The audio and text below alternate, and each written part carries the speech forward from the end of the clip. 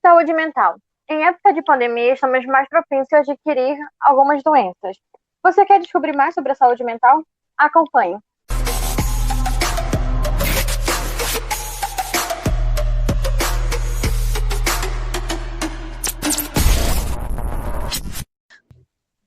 Olá, querido ouvinte, mais um podcast aqui na sua telinha. Eu me chamo Érica Mourão. Eu sou Catarina Barreto. E eu me chamo Caio Otávio. E se você que não conhece a gente, as nossas redes sociais estarão na descrição do vídeo. Se você quer ouvir a gente em outras plataformas de streams, qual for a sua favorita, a gente tá em Deezer, Spotify, Google, em todas. E hoje recebemos a doutora Alessandra. Doutora, dá um oi e se apresente. Olá, tudo bom? Como é que você está? Nós estamos aqui hoje exatamente para falar sobre saúde mental. E eu sou a doutora Alessandra Pereira, uma pessoa que amo mudar a vida das pessoas, e é exatamente isso que eu faço. Através da psiquiatria, as pessoas, quando não estão se sentindo muito bem, vêm aqui conosco e nós conseguimos ajudar as pessoas a mudarem de vida. Doutora, o que se entende por saúde mental? Bom, saúde mental é todo aquele bem-estar que o indivíduo tem, né? E aquele bem-estar que ele tem de estar feliz, de estar alegre, de estar contente e dele estar vivendo bem. Então, quando a pessoa está vivendo bem, conseguindo lidar com as dores, com as perdas, com as frustrações, com as situações do cotidiano, é quando ele tem saúde mental, porque ele está se sentindo plenamente consciente da sua vida, das dificuldades que a vida tem, mas ele está conseguindo lidar com elas. Como uma pessoa pode detectar indícios de que sua saúde mental não está indo bem? O primeiro sinal que deve ser observado, né, é a perda do funcionamento. Então, o que a gente considera como perda de funcionamento? Vamos supor que eu sou uma pessoa muito alegre e, de repente, eu começo a ficar jururu, triste de vez em quando. Vamos supor que eu seja uma pessoa que sempre estou animada, sempre estou disposta a fazer as coisas e eu começo a não querer mais sair com as pessoas. Uma outra situação, vamos supor que você é uma pessoa que gosta de ler, de pintar, de desenhar, de ouvir um podcast e sempre faz isso e daqui a pouco começa a perder o interesse. Então, os primeiros sinais de transtorno mental, de que a saúde mental não está muito boa, é quando você vai deixando de funcionar. Mas não é necessariamente porque você deixou de estudar ou de trabalhar, mas sim porque nas pequenas coisas do dia a dia, você já não está mais conseguindo ter o mesmo desempenho de antes. E no caso, assim, hoje, na atualidade, né? Porque a gente sabe que esse é um tema, vamos dizer assim, já antigo, mas que hoje é mais assim discutido abertamente, né? Uhum. Porém, no caso assim, quais são os transtornos mentais mais comuns atualmente? Nós temos na atualidade, os últimos estudos mostram que a nível mundial, 7% das pessoas estão apresentando quadros de insônia, 17% das pessoas apresentam quadros depressivos e praticamente metade da população, com cerca de 40% da população, está com sintomas ansiosos, que vão desde uma situação de estresse, né, pós-traumático, por situações que passaram durante a pandemia. Também envolve pessoas que já tinham transtorno de ansiedade, que a ansiedade foi exacerbada, foi aumentada, né, devido a essa questão de tudo que se vivenciou, das mudanças de estilo de vida, e também pessoas com crises mesmo, de pânico, de ansiedade, né? Então, os sintomas ansiosos hoje, eles estão muito presentes na vida das pessoas. E como a gente pode diferenciar uma tristeza normal, que todo mundo passa em algum momento da vida, de um quadro depressivo? Bom, na verdade, o que acontece é que é normal, todo mundo está triste um dia ou outro. Só que o que nós precisamos compreender é que quando essa tristeza ela está um pouquinho além do normal, ela vai dar alguns sintomas. E que sintomas seriam esses? De cansaço, falta de energia, A pessoa já acorda se sentindo mole, sem disposição, sem vontade de fazer as coisas. E são essas situações que levam à preocupação, quando na verdade o funcionamento ele já não está mais muito normal. E essa tristeza é uma tristeza que desanima mesmo a pessoa e que não passa. Por mais que a pessoa ela tente, ela se esforça, aquela situação não consegue sair, aquele desânimo constante, né? A pessoa não consegue ter alegria, não tem mais nem vontade de fazer nada, quanto mais ter alegria. E todas essas situações vão sendo negligenciadas, porque a pessoa começa a achar que aquilo é normal. É assim mesmo, muito. É assim mesmo, porque eu estou me desgastando no momento que eu estou com muito estudo. E, na verdade, o que está acontecendo é que a pessoa está desenvolvendo sintoma depressivo e ela não sabe. Então, isso que é importante a gente reforçar. Que, muitas vezes, aquele cansaço que você está sentindo pode ser anergia, que é a falta de energia da depressão. E aquela perda do prazer pode não ser só porque você está assoberbado, cheio de atividades, e sim uma perda do interesse causado pela doença. Pegando um pouco o gancho disso, como é que uma pessoa ela pode, assim, maneiras de superar pontos negativos e possíveis traumas, principalmente agora que a gente está numa pandemia, né? E focar em outras perspectivas. É muito importante a gente sempre trazer novos significados, né, para a nossa vida. Então, a gente fala muito assim nesse ressignificar. E aí, o que que acontece? Quando nós temos uma situação difícil, acredite que até na situação difícil vai existir alguma coisa boa. Não tem situação na vida que a gente passe que não vai ter algo bom. Então, é muito difícil a pessoa perceber diante de luto, diante de perdas, a pessoa perceber as coisas boas. Mas eu vou oferecer aqui a possibilidade de algumas perspectivas.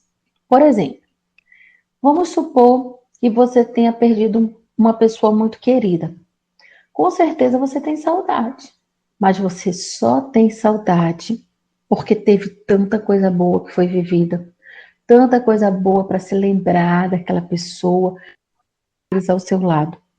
E toda essa situação, você considerar as coisas boas que viveu com aquela pessoa, é que fazem você ter as boas lembranças. Se não tivesse as boas lembranças, você não teria saudade, você daria graças a Deus por aquela pessoa ter ido embora, mesmo que tivesse morrido. Então, é sempre focar no positivo. Mesmo que tenha sido uma perda, deve ter sido muito bom durante um tempo. Então, vamos agradecer e focar positivamente no período que foi bom. E no caso, assim, doutora, é porque eu vou fazer essa pergunta, mas, por exemplo, assim, nós somos acadêmicos, né? Há momentos, como a senhora explicou, na verdade. Estudamos e a gente precisa tirar um momento assim para descansar, né? Para refrescar mais a mente. Precisa mesmo, Meu muito. Deus. Mas assim, base desse tema, né? Qual, no caso, assim, a importância do sono, né? Como um regulador do humor para quem está passando, né? Como eu falei desse tema, né? O sono, ele tem uma função fundamental, né? Durante o sono é aquele período que a gente recupera todas as funções psíquicas. Então, você vai fazer aquela varredura, aquela limpeza nas toxinas durante o dia. Através da função do sono, você vai conseguir organizar a memória. Quem não dorme não tem memória. Através do sono, nós conseguimos fazer uma organização até mesmo assim de células que têm que ser eliminadas, né? Então, quem não dorme não tem saúde mental. Isso é uma coisa fundamental da gente dizer, porque a gente precisa sempre ter esse foco de que para dormir é muito importante ter uma boa noite, de que para viver bem é muito importante ter uma boa noite de sono. Quem não tem uma boa noite de sono não vai conseguir nem ter saúde mental, nem ter bom desempenho nos estudos, nem no trabalho, porque sempre vai estar com o cérebro sem o funcionamento ótimo, no ponto maravilhoso. E esse ponto maravilhoso a gente atinge quando a gente dorme bem. Eu vou pegar um gancho aqui porque eu durmo, na verdade, quando eu comecei a faculdade, desde criança, eu consigo dormir 1, 2 da manhã e às vezes acordar cedo. Porém, atualmente, eu não consigo. Eu tô dormindo 3, 4 da manhã e às vezes eu acordo 7 para ir pra faculdade. Às vezes eu não consigo realmente dormir, eu acho que eu tô adquirindo a insônia.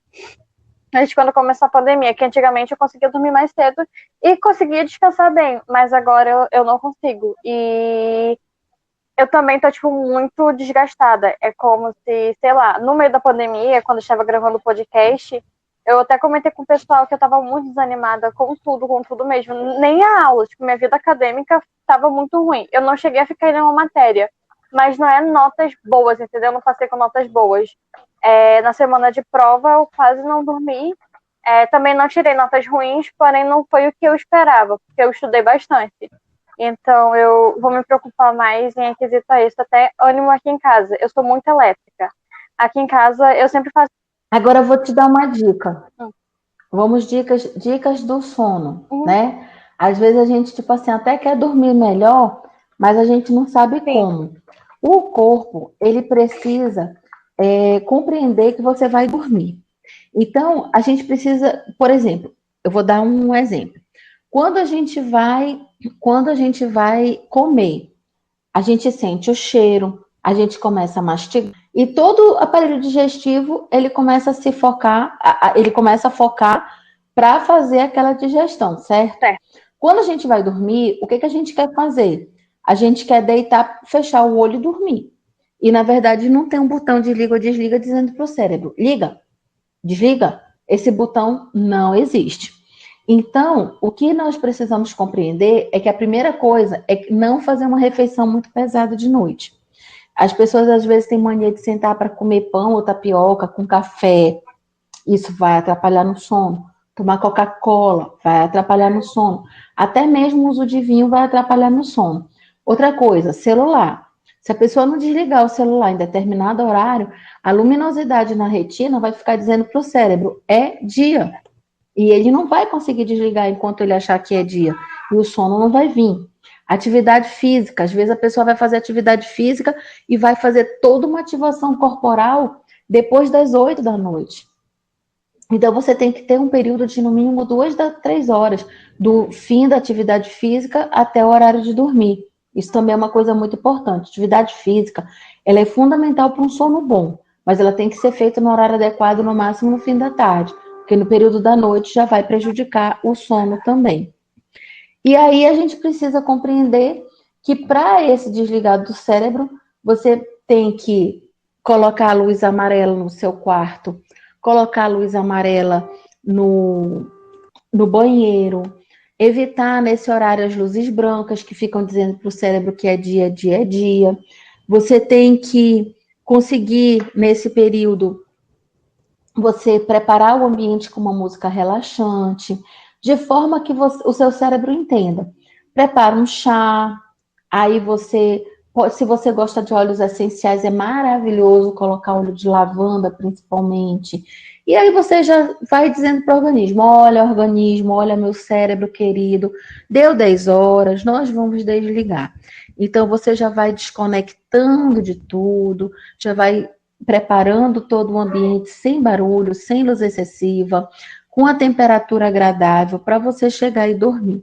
Então não dá para chegar, tomar um banho gelado, sair correndo, ir para a cama com luz branca acesa no seu rosto, com o celular emitindo muita luminosidade, porque isso não vai dar certo, o cérebro não vai entender e aí vai começar uma guerra entre a vontade de dormir e a leitura que o cérebro está fazendo, de que ainda não é hora de dormir.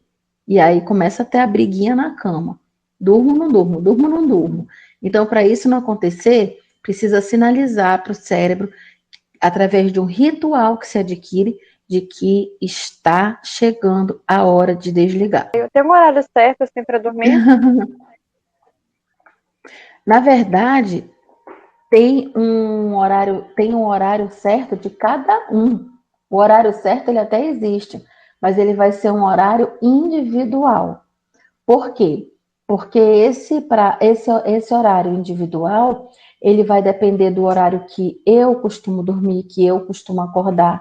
Já na minha vida, eu não posso simplesmente dizer de 10 às 6, de 22, no caso, às 6 é bom para todo mundo. Não, não é assim que funciona.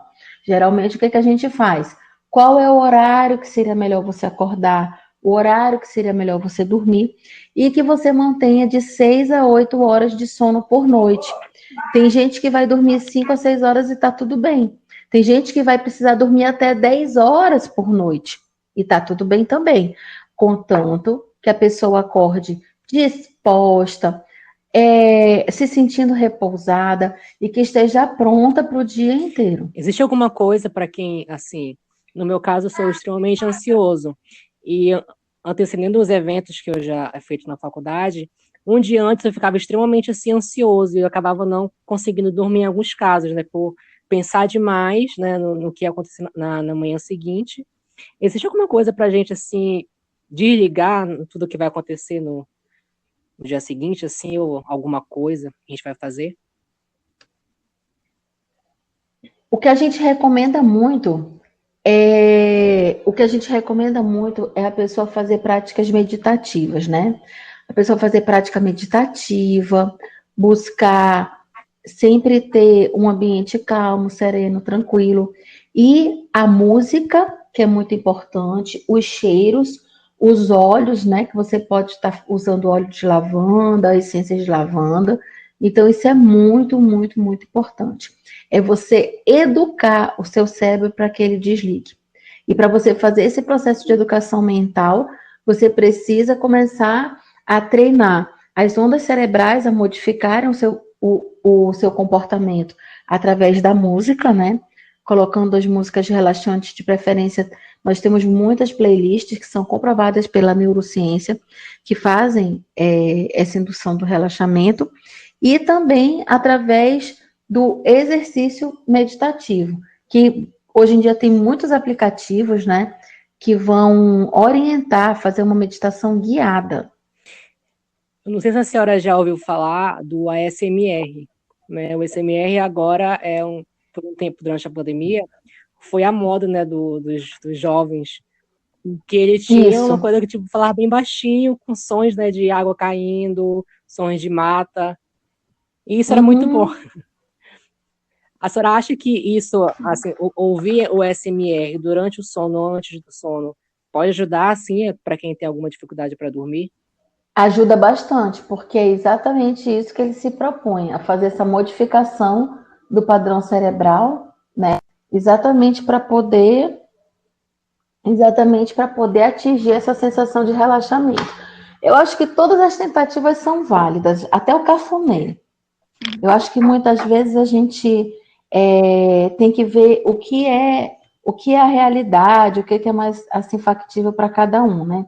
Tem pessoas que vão conseguir relaxar, a pessoa deita, começa a jogar ali um Candy Crush, começa a ler alguma coisa, a pessoa consegue dormir. Tem gente que não, que precisa fazer. Olha, quem riu ali, já estou vendo que é viciado no Candy Crush. Então, isso tocou no teu coração, né? Então, o que acontece? Cada pessoa vai ter aquela rotina que ela vai se adequar.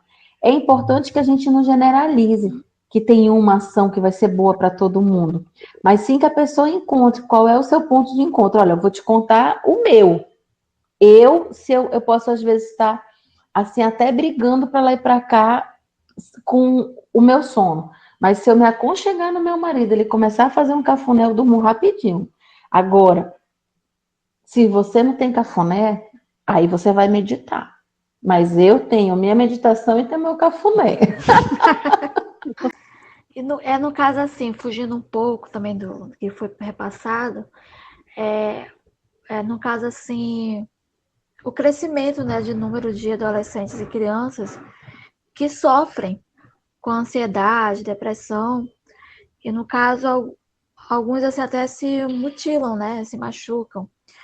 E no caso, qual o prejuízo que isso traz na comunidade escolar, né, na comunidade escolar?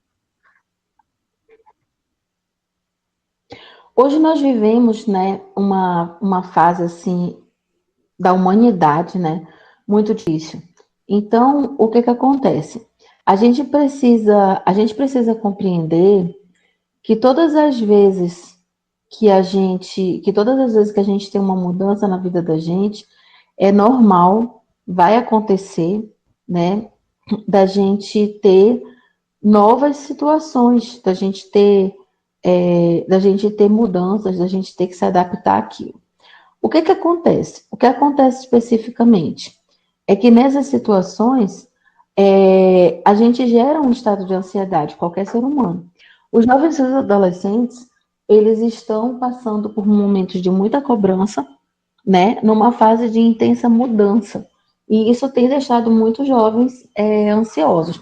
Eu tenho uma filha de 8 anos, a Natália, que ela teve crise de ansiedade durante a pandemia, né? Nós vivenciamos isso lá em casa, mas o que que nós fizemos? Nós adotamos uma conversa para tranquilizar, nós não tocamos em assuntos, digamos assim, assuntos polêmicos, assuntos que ela possa ficar preocupada, né? Que ela ficava preocupada com o coronavírus, então era uma coisa que ela expressava. Procuramos adotar técnicas de relaxamento durante até o sabonete líquido mesmo, tem um sabonete líquido chamado Hora do Sono, que eles são fantásticos, né? Para você fazer aquele relaxamento no chuveiro com uma água morna, você ir aproveitando aquele aroma de lavanda. Então, assim, ela aprendeu a respirar. Nós sempre fizemos esse ritual da respiração, a dormir com a essência de lavanda.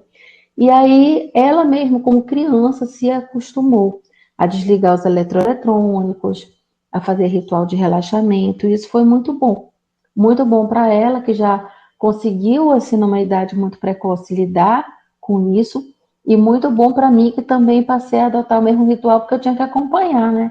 Então, a gente, muitas vezes, precisa compreender que os processos de mudança, eles acontecem. E que nem todo mundo vai lidar da mesma forma com eles. Mas que se eles acontecerem e eles não forem muito bons, nós temos várias medidas que nós podemos tomar de mudança de hábito, de comportamento, de atitude, que podem melhorar a vida da gente, sem nem a gente necessariamente fazer um tratamento médico ainda. Porque quando você detecta no início todos os transtornos mentais, através da mudança do comportamento, por isso que é importante a psicoterapia, eles podem modificar o curso. Quer dizer, em vez de evoluir para a gravidade, você pode simplesmente mudar a sua forma de perceber, de sentir, de pensar aquelas situações ameaçadoras e você não evoluir para o adoecimento mais grave. Pode ser considerado doença a ansiedade e estresse? Sim, a ansiedade, ela é uma doença que inclusive paralisa muito, né, as pessoas. Ela causa toda uma perda do funcionamento do indivíduo e prejudica muito também a convivência familiar, porque muitas vezes a pessoa ela tem uma convivência familiar dificultada, porque ela vai gerar muita ansiedade em cima de determinadas situações e que aquela ansiedade não precisava ser daquela forma, não precisava ter aquela ansiedade toda. Então gera problema de relacionamento, gera problema no trabalho, porque a pessoa fica pilhando literalmente todo mundo, e aquilo acaba gerando problema para todo mundo que convive com o ansioso. Como que de uma forma ou outra fosse demonstrado, né, com um gesto. Por exemplo, às vezes na ansiedade a pessoa começa a roer unha, começa a A ter mexer algo, tem que gastrite, a pessoa começa isso, a ter gastrite, a pessoa começa a ter alergias na pele. bem, no caso assim, é algo que já é tão visível, né, hoje em dia, que a gente até para repensar, né?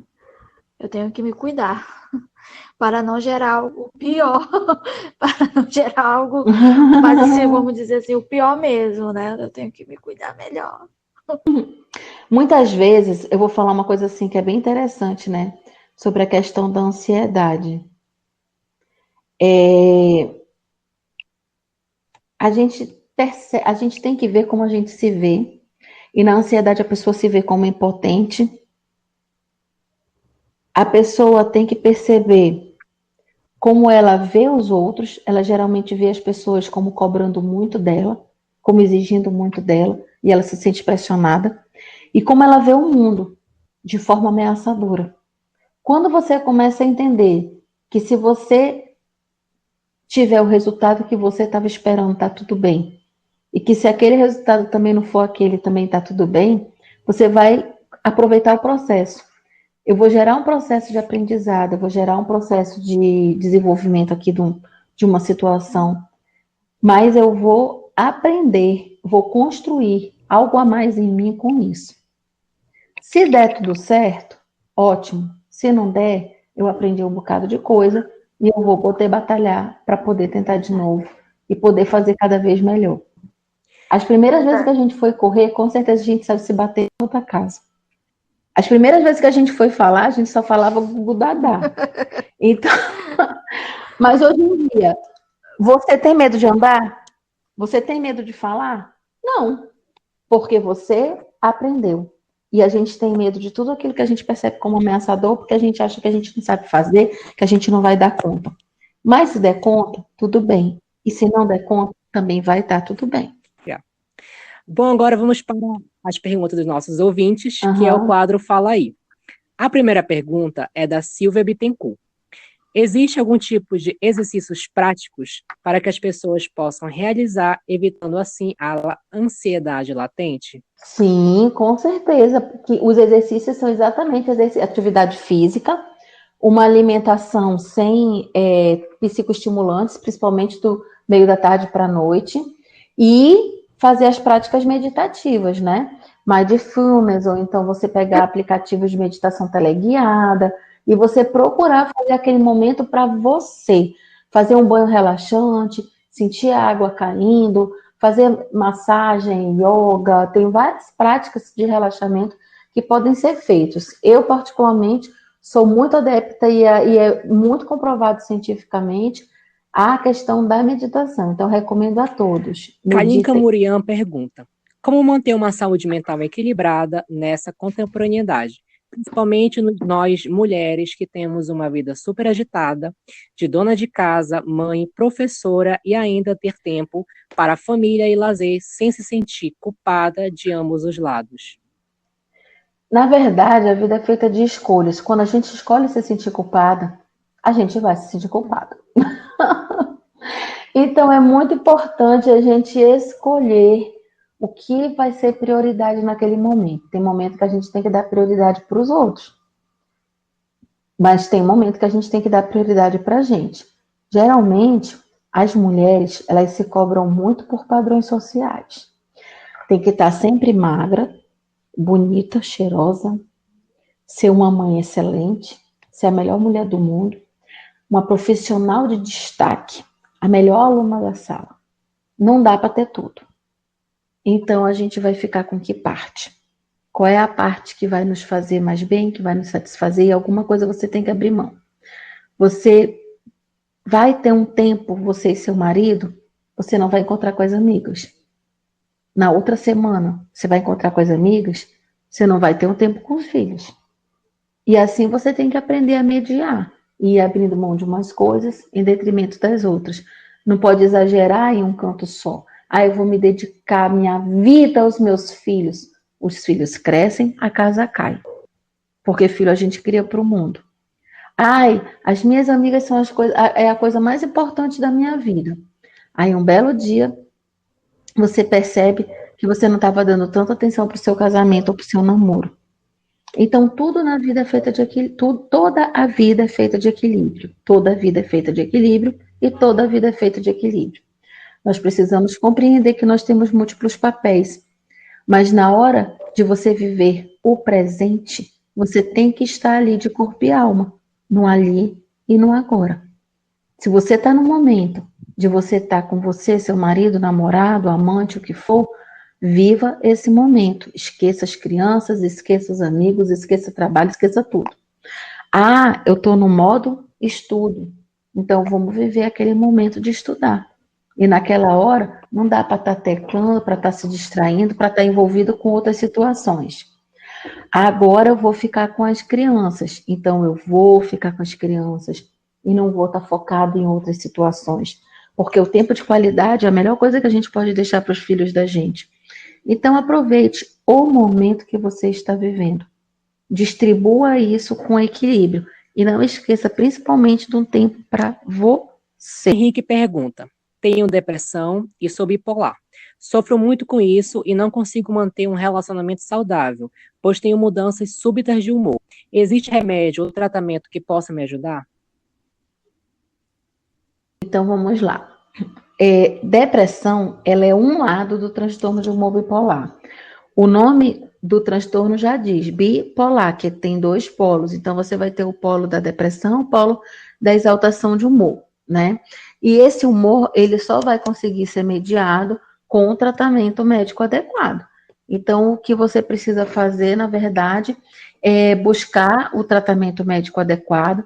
Se você está fazendo, converse, se você já está fazendo tratamento médico, converse com seu médico, porque uma coisa é, às vezes, você ter um relacionamento e ter dia que você ou outra pessoa não está muito bem. Outra coisa é a pessoa ter um transtorno de humor e as pessoas acharem que, tipo assim, porque ela tem um transtorno de humor, as outras pessoas vão se sujeitar e vão ser obrigadas a aguentar e passar por diversas situações. Primeiro, autocontrole é fundamental. A gente não pode considerar que porque a gente tem uma patologia, que aquela patologia vai definir a nossa vida. Porque quem tem que ter controle de você é o seu ponto de equilíbrio, o seu autoconhecimento, a sua reatividade ser determinada por você. Se isso está se tornando muito difícil de controle, é porque essa medicação não está bem ajustada. Então, converse com seu médico e equilibre isso. Sávio pergunta: além da tristeza e o desânimo, quais outros sinais de depressão, bem como sintomas físicos e psíquicos? Bom, nós temos a anergia, que é a falta de energia, que é o cansaço, né? E o desânimo, que são os dois sintomas centrais. Se você não tiver prazer em fazer as coisas, que é a perda do prazer, que é a anedonia, e você não tiver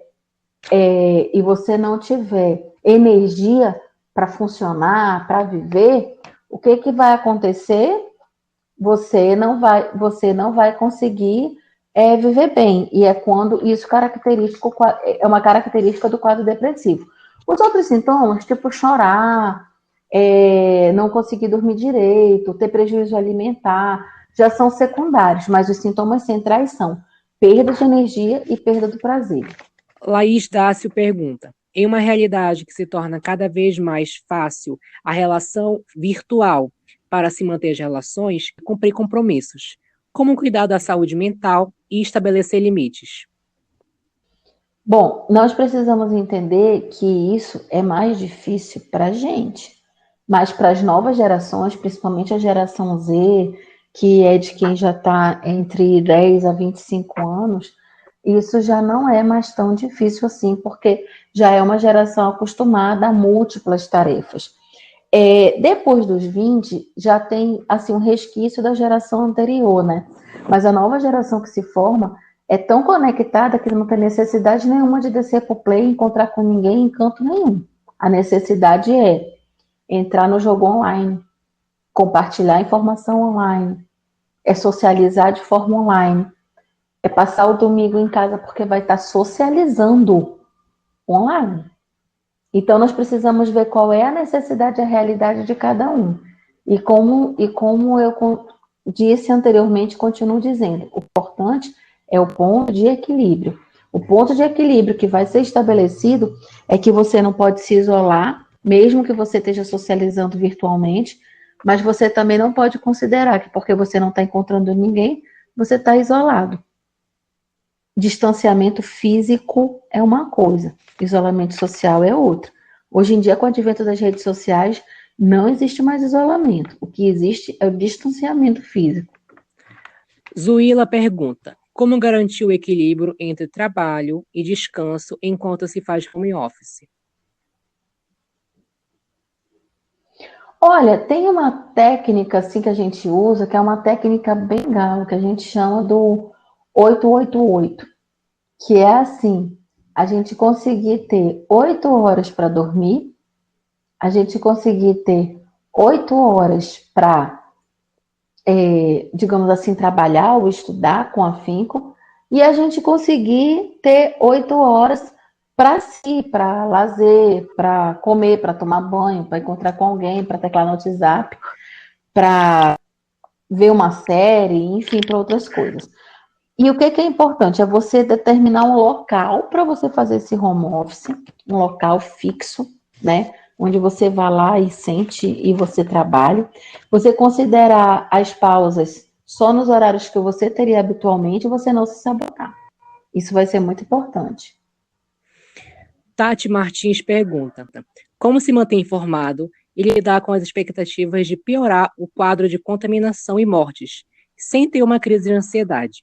E como evitar pensar no cenário futuro? Bom, o controle do pensamento ele é uma prática muito individual, né? Não dá para você achar que você simplesmente vai querer e vai conseguir. Agora, uma coisa interessante é não se deixar levar pelo sensacionalismo. Porque todas as vezes que você for se levar por todas as notícias, as fake news, as milhares de news que surgem por dia, que, segundo elas, metade da humanidade já estaria morta, a gente não estaria nem aqui conversando. Então, tudo que você focar vai ampliar. Se você focar que você tem um grande risco, você vai se sentir todo tempo ameaçado. Se você focar que nós já evoluímos, já passamos dessa fase, e que nós podemos simplesmente ter poder de escolha, de nós usarmos máscara, usar álcool gel e nos mantermos protegidos, você vai estar se sentindo tranquilo, porque você está fazendo o que é necessário. E isso é muito importante, fazer o que tem que ser feito e não ficar dando conversinha para um monte de news que mata todo mundo porque é fatalista e negativista.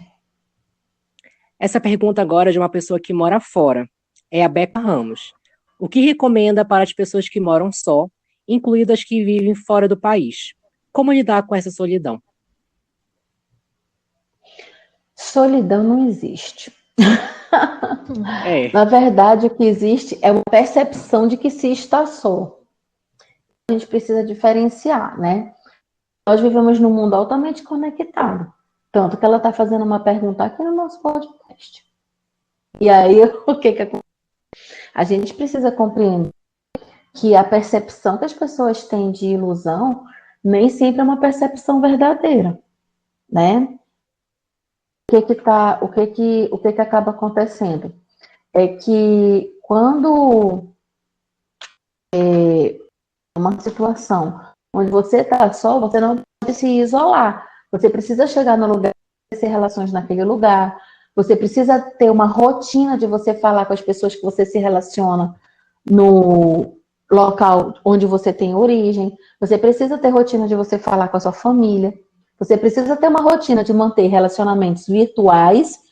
Então, isso vai muito do indivíduo, porque tem pessoas que são extremamente introspectivas, fechadas, e que não conseguem estabelecer padrões rápidos de relacionamento. Agora, você vai chegar, por exemplo, na Inglaterra e fazer um melhor amigo? Não necessariamente. Mas você com certeza vai chegar lá e vai se inserir em atividades que você vai estar interagindo socialmente com as pessoas. E dali surgirão possíveis amizades. Francisca Uchoa pergunta: como fazer para diminuir a sensação de que está sempre sujo? Acho que estou desenvolvendo o TOC, transtorno obsessivo compulsivo. Lavo o banheiro repetidamente todos os dias. Meu Deus. Então, vamos lá. Vamos delimitar que realmente você ter a sensação de que está sujo, estando limpo, e o banheiro, que já foi higienizado, precisar ser higienizado várias vezes ao dia, não é um padrão habitual de pensamento. Então, a minha sugestão é que procure o psiquiatra. Agende uma consulta de psiquiatria, porque mesmo que você vá fazer terapia com psicólogo, nesse caso, que já tem padrão de pensamento repetitivo, só a medicação vai poder mediar e quebrar esse padrão de pensamento. O ideal é que procure urgente um atendimento médico-psiquiátrico. Flávia Viviana pergunta: o que as empresas podem fazer para proteger a saúde mental dos funcionários? É muito importante compreender que temos diferentes estilos de liderança e de chefia. Então, a liderança ela é fundamental para determinar se aquele grupo de pessoas vai estar sendo, digamos assim, sobrecarregado emocionalmente ou não. O estilo de liderança é que vai determinar isso. Bom, agradecemos imensamente a sua colaboração em nosso podcast e por ter aceitado, né, o nosso convite. E se você quiser que a doutora volte aqui para comentar um outro assunto, deixe nos nossos comentários, doutora. Muito obrigado, tá? E, pessoal, um beijo e muito obrigada a todas as pessoas que mandam suas perguntas e também a todas as pessoas que se comunicam, né, com a gente aqui no nosso direct e nosso YouTube. Também, assim, de agradecer, né? Agradecer muito o convite, agradecer esse grupo maravilhoso que faz, assim, esse podcast. Achei, assim, muito interessante as perguntas, né, colocadas e com certeza vai ser esclarecedor para muita gente. Quem quiser conhecer um pouco mais, sempre tem muitos assuntos na página, no Instagram, @dra.alessandrapereira, e você pode ter acesso a vários conteúdos de extremo valor e de repente que vai lhe ajudar no seu dia a dia. Acompanhe, siga e valorize o seu momento do agora. Se você não valorizar o seu agora, você vai adoecer. Pense em você. É importante pensar nas pessoas? Mas tire um tempo para você se reequilibrar, faça suas escolhas e siga em frente. Nada de ficar olhando para trás, porque ficar olhando para trás deprime. Obrigada. É verdade. E é isso, pessoal. Catarina, quer falar alguma coisa para finalizarmos? Eu iria agradecer mesmo ela por ter ouvido, por ter tirado várias dúvidas minhas e deixar claro que eu vou procurar agora também cuidar um pouco mais do meu sono e da minha saúde mental. Quero agradecer a todos os ouvintes que mandam perguntas, Parabéns, que sempre estão interagindo parabéns. com a gente. Agradecer a doutora, muito obrigada, seja sempre bem-vinda. E é isso. Então é isso, pessoal. Até a próxima. Tchau. Tchau. Tchau, beijos. Tchau, tchau.